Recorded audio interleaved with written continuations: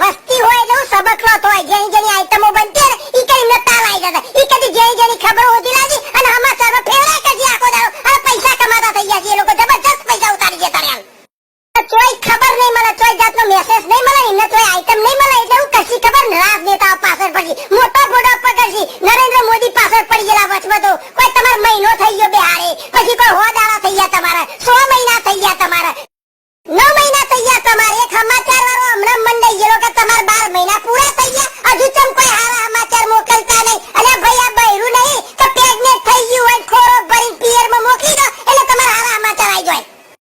પણ હારા સમાચાર ના હોય તો હું તને આપું કમ સે કમ તો કન મિસકેરેજ નહીં થઈ ગયું ભ્રષ્ટાચાર નહીં થવા દીધો કંભોંડો નહીં થવા દીધો આ બધા હારા સમાચાર હતી અને ભાઈ આગળ કેટલો કંભોંડ થઈ ગયો એને ખાડા પૂરવાના છે હજુ આ ભાઈને પહેલા તો ખાડા પૂરતા પૂરતા ટાઈમ લાગશે અને આ ભાઈ તમારો ખજાનો ખાલી હાચવીને બેહી રહે છે 10 વર્ષ ઊંધી હાચવી રાખે ને તો એ તમારો વિકાસ થઈ જશે કારણ કે તમારા જોઈ પૈસા તો બહુ છે પણ હાચવા વાળો કોઈ નતો અને આ તમને મળે છે એ તમે લકી છો